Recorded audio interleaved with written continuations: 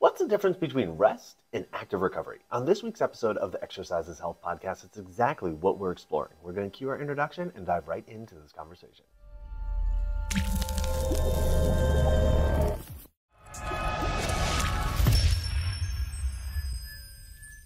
Hey, welcome back, exercisers, to the Exercise is Health podcast, brought to you by Muscle Activation Schaumburg and Exercise for Life Studios, where we believe that your health is your most valuable asset. And the single best thing that you can do to both boost and protect this asset is exercise. Specifically, exercise is geared towards building the health and function of your muscles. We are your hosts, Charlie and Julie. And today we are exploring this idea of rest versus active recovery, okay? And a lot of times when people's bodies don't feel optimal, something feels off, something feels tweaked, something even maybe feels borderline injured, a lot of people's default is to rest. Oh, well, I need to rest. I need to not push it. I need to give this time to heal. And sure, time is certainly a component of the healing process, but it doesn't necessarily mean that rest is the thing that needs to be the predominant activity that you do. But first, if we're going to understand like the components of rest and the components of active recovery, we got to explore what they are so you can understand how to use each. That's what we're talking about today. That's right. So there's two kind of ways that we view, I think, how to get my body to feel better, right? Is number one, to rest. And number two is to do something called active recovery. And trust me, if you are brand new to this thing, active recovery is not like this technical term that only professional athletes can use and use. Actually, people are using it all the time. But unfortunately, the default for most people is that when something feels off, when I flare up my back, when I, roll my ankle, when something feels off, we do just the thing called rest, which is exactly what you think it sounds like, which is do nothing. We try to stay off of it. We try to, lift it up in the air or make sure we don't step on it or make sure we don't use it. We baby it a bit. And there is some validity to that where you're like, hey, like it's clearly talking to me, telling me something's not good, so I should manipulate my behavior with it. But a lot of times we overuse this idea of rest. Well, even the RICE acronym, like the first letter, the R, is rest. Mm-hmm. Right, and that was the thing that was kind of the gold standard for years, but that's shown, and that's actually not the case. That's not actually what you want to do. Right. Yeah. Research has shown that now, like you actually slow your healing when you participate in these RICE or PRICE protocols. Anyways, so the second one is active recovery. Active recovery is doing activities that actually promote the healing, promote the return, promote the strength of whatever area is flared up at the time or whatever area is symptomatic at the time. These are two very different things, and we're going to talk about the results of each one because the results of each one are not the same. And I think after we break it down, your ideas about which one you might want to participate in will be changed. Absolutely. And so what's really interesting about this is the medical community at large is actually very, very hot on the idea of active recovery. And even in more extreme scenarios, say like post-surgery, like you get a joint replacement, you get your hip replaced, within hours of having this major operation, they want you up, walking around, moving. Yes, it's assisted walking, using a walker or something like that, but you're not just lying in your hospital bed, for the next 24, 48 hours. Like they want you moving it. They want you actively helping it to recover like right away. Same thing with an ACL reconstruction. They want you using that leg, moving it right away. And we're talking about like within a very, very small time window after the surgery. And then you go into physical therapy and there's a whole thing like that. It's not just like, okay, you have this major operation, this major trauma to your body, and the thing that you need to do now is nothing. It's like, no. You actually need to help your body along, and that's really a big role that the active recovery plays. But like you were saying, Julie, like active recovery is not just something for these more extreme scenarios. It's not just something for professional athletes. There's a huge role that active recovery can play in our day-to-day life. Yesterday, for example, it was a gorgeous day here, and my body was not really feeling up to doing a hard workout. So I didn't like go for a run or go for a bike ride or anything like that. But what I did is, we walked probably a couple miles to the park am back. Played with the kids at the park, nothing like extremely strenuous, but I'm up, I'm moving my body. I'm not just, vegging out on the couch all day, which would be more of the kind of rest, the rest avenue to go down. And as a result, like I woke up this morning, my body's feeling way better. Like I'm not feeling fatigued at all. Like I'm ready to go. I'm ready to work out hard now. And so oftentimes when we think about our workouts, and when our body doesn't feel 100%, the mindset around that is, well, if I can't give it everything that I have today, if I can't give it, if my body's not 100% ready to go, then I shouldn't do anything at all and I should just rest. And actually, there's a lot of evidence, both anecdotally and clinically, to show that actually if you just do something, but have it be way, way less, in line with this kind of like active recovery approach, your body's going to do much better overall, and you will be back to pushing yourself harder, working out harder, doing things that are more intense throughout your day at a much faster pace. Now let's talk about the changes long term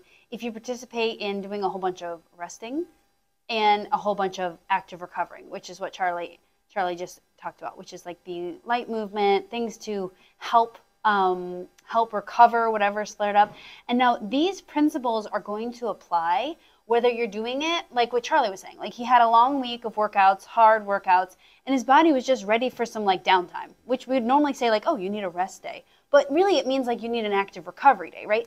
But it also, again, could apply to like acute things, like you rolled your ankle stepping off the sidewalk, or you just had a surgery or whatever. And of course, under different circumstances, you might need different types of guidance, but the same principles apply. So when you have, your body is needing recovery, it needs rest, and you always default to rest, which is what most people do. Most people just decide to just take a chill day, like minimal movement. I'm going to go to work, which I'm sitting, then I'm going to come home and watch television, which I'm sitting, or I'll eat and I'm sitting. It's minimal movement.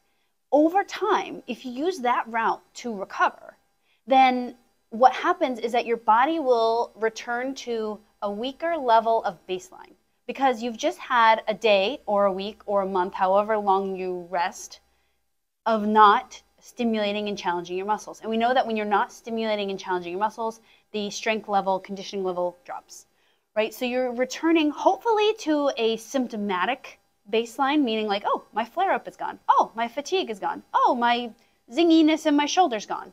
But you're also returning to the same issue or imbalance being present, and you're now weaker. And so do that over years and years and years, or maybe you started doing that when you're 50, and so now you're 60. So it's been 10 years, or whatever, how long it's been since you've just rested to recover. You're getting weaker and weaker and weaker in the process. A lot of us are okay with that because in our brain, short term, the symptom is gone. I feel better. I feel more ready. Right? But we have to be mindful of how long these rests are happening, what is happening as a result of us resting. And no, we're not saying you should, go hardcore on your body every single day, but we're also not saying you should veg out every other day too. So what happens long term is that your strength will slowly get lower. Your symptoms, hopefully you're resting so that your symptoms are kind of managed, which we know that as you get weaker, symptoms are less manageable. But over time, that leads to you being able to do less and less and less activities, which we know in everyone that is calling themselves like aging. They want to be doing more and more and more and not doing less and less and less. So resting, we want to use sparingly. We know it's available and we want to use it sparingly. Exactly. Okay, now compare this to active recovery, all right? Doing this long term, your return to what we're calling like your symptomatic baseline, which for most people is going to be symptom-free, okay? So it's, whatever you were before you had the flare-up or before you had the fatigue or wherever you're at right now, you return kind of to that level, but you return there faster. You get there faster than just kind of taking the time completely off. Additionally, the kind of root issue that was leading to the flare-up or leading to the fatigue or whatnot, you actually have the opportunity to change that because it's not just like removing the stressor of trying to exercise hard or anything like that.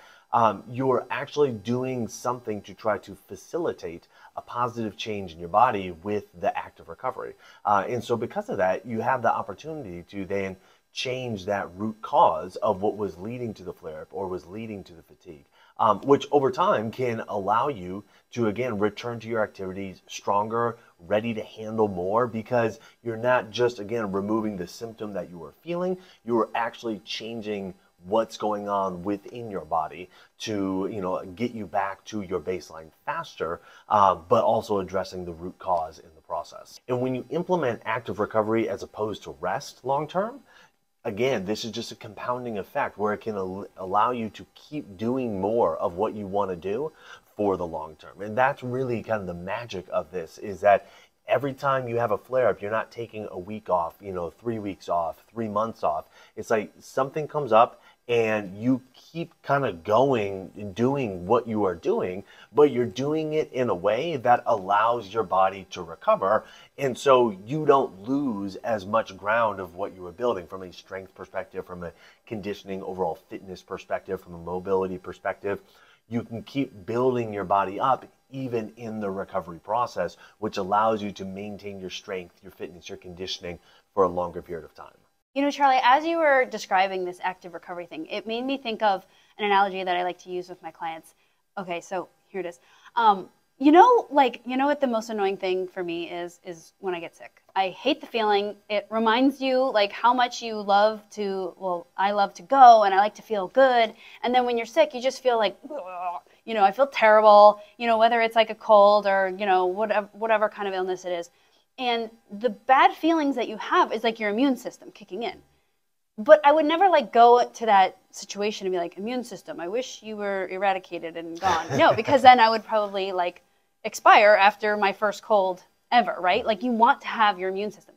But what is really cool is when you get ill and you're like, geez, I feel so terrible. And you wake up the next morning huh, I kicked that really fast, right? Your immune system really knew what to do. It was ready, it was on fire, it was ready to go. That's what happens when you do a lot of active recovery. So when you do active recovery, you're kind of filling in the places that are your common flare-up areas. You're kind of filling in the gaps. So it's oh, there's a little pothole. Great. We're going to be faster than Illinois government is, and we're going to fill them in quickly. We're not going to leave the potholes, right? But what happens is that you will start recovering faster from when you have flare-ups, because our bodies flaring up is kind of like our body's muscular immune system, right? The people that never get ill, it's because they probably don't use their body all that much, right? Or they don't go out into public all that much. But we know it's important that you're using your body, and that sometimes comes with some flare-ups. We just want to know that, hey, my body is fit enough, it is, recovered enough that it recovers itself more quickly. And so that's something really cool that we see, especially when we're going to get to this, but one of our main ways that we help people do active recoveries with MAT is that because we're addressing these imbalances when they're symptomatic and when they're asymptomatic, when they're doing their active recovery, whether, again, they have acute injury or it's a recovery day, that they're recovering so much faster. For example, one of my clients, we've been working through her hip, and she gets these hip flare-ups. And usually when she has a hip flare-up, she has to, take time off, go to 12 sessions of PT, then, get a million massages, and then 3 months later, she's ready to work out again. She just had a hip flare-up, and we've been working together for 7 months. It was, she said it flared up at 11, felt funky until 6 p.m., so what was that, 7 hours? And then she was like, and then I felt better. It was fine. It was I literally thought it was going to be the start of the month-long or however long flare-up, and it was just a few hours long, because we never can make your body not flare up. That would be saying I never want to have an immune system. We want to have that response, but we just want to see hey, we get over this thing fast so that we can get back to getting to our normal activities. Absolutely. Even in case of a specific trauma. So a couple weeks back, I hurt my knee, and it was something where I thought it could be actually pretty serious, possibly some ligament damage. I didn't know, possibly some meniscus damage. Anyways, within an hour after doing that, Julie was working on me with MAT. So we got into it right away, started working through my quadriceps, started working through my hamstrings. Within an hour of her working on me, knee felt completely better, not symptomatic at all. By the next day, I was back to, doing my regular workouts, my lifts, my plyos, my sprints, everything like that. And so instead of saying, oh my gosh, like I just had this major trauma, I need to rest and not do anything and just, let my body recover that way. I said, no, we are going to start this recovery process right now. We're going to attack it with, the principles of active recovery. And within 2 hours of that initial trauma happening, my knee felt 100% good to go. And so that is kind of the power of like applying this active recovery idea, is that it's not that nothing is ever going to happen, but when something does happen, it goes, like you were saying, Julie, from instead of being a month-long thing, it is a few-hour thing, and then you are good to go. So throughout your active life, we want to see that on your days you feel amazing and the days that you feel like you need recovery, you're still building towards an active lifestyle. You're still building towards strength. You're still building towards recovery. You're still building towards endurance and doing the activities that you want. We find often that when we're not using, that our clients that aren't using active recovery and they're just using a whole bunch of rest, that strength just starts to tank, and the less in shape you are, or the less of a higher baseline of strength that you have. Let's say like you've never been a worker-outer person, and so you just feel like, my baseline for strength is lower. That starts to tank your strength even quicker. So we want to see like, hey, you're using active recovery, and sometimes doing active recovery does mean seeking out someone that knows the specifics about this active recovery. It doesn't mean I'm getting treatment for something, but it does mean, hey, all I know how to do active recovery is to walk, and walking doesn't seem to be working. There's got to be some other activities. And you're right, there are a lot of other activities. And so let's get into that part now, where our number one thing that we use for active recovery is muscle activation techniques. Hands down, every time people feel super fatigued, or just fatigued from their week, or they have an acute injury, we always see a muscular imbalance. We always see it happening because that is the neuromuscular way of protecting the body and saying, hey, body, we need to chill out for a second. We need a recovery time. And so with MAT, we really boost that recovery by finding the muscles that aren't functioning well and bring them better back up to speed so that you can be recovering faster and, again, building that strength level as you do it. Absolutely. In our opinion, this is the single best thing that you can do from an active recovery standpoint. Not only does it positively affect your nervous system, taking you from more of a sympathetic state and putting you in more of a parasympathetic rest and digest state, it also helps, like Julie was saying, make sure that all your muscles are working well. So if there is any healing that needs to take place with the ligaments, with the cartilage, with the tendons, with the fascia, it can do so in a much more favorable environment. And also, it will allow any muscles that are having to take on too much stress because other muscles aren't working well enough to allow them to get a break as well by bringing all your muscles back on board and working optimally. So if there's one thing that we recommend you adding in from an active recovery standpoint, without question, it is muscle activation techniques. Additionally, we are also strong proponents of the idea of using strength training for your active recovery and making sure that you are following the 4 Exercise for Life principles when you do that. Here's the thing though, your strength training workouts for your active recovery days may not look like the workouts that you do during your typical strength training workout days, okay? Reason being is because we would recommend that you actually decrease your volume, you decrease your intensity a little bit, meaning you use less weight, you use less load, you make the exercises not as challenging, and you do less of them. Now, you might be listening to this thinking, well, is that going to actually provide me any benefit? Like, am I going to get anything out of it? And remember, you're doing this not necessarily so you end up, this isn't your permanent way of working out. If you're like, okay, well, for the rest of forever, I'm just going to do less weight, fewer reps, fewer sets, it'd be like, yeah, that's kind of a bad idea. But if you're like, okay, well, for today, based on how my body's feeling, I'm going to do less weight, fewer reps, fewer sets. Is like, okay, actually, that will help you recover faster. We see it time and time again, not only within our clients, but within ourselves and within a lot of the programming that we design for people. We actually put an entire week of these kind of workouts in. We call them deload workouts, or it's a deload week, where you are reducing the intensity, you are reducing the challenge and the volume, and it helps your body recover much faster as a result. Muscles thrive off of contraction. And that's how they get stronger. That's how they recover. That's how they get, blood flow in and out really well. And so when you are needing these recovery times, making sure that you continue having contraction through these areas and not just focusing on not having contraction through the areas, that'll really, again, speed up that recovery and put you at a higher baseline so that you can be living the life that you want to be living in the long term rather than having, I think sometimes we feel like we have like a clutch. Like a lot of us have like, oh, everything's great except like when I twist my back. Everything's great except like, I got that shoulder thing.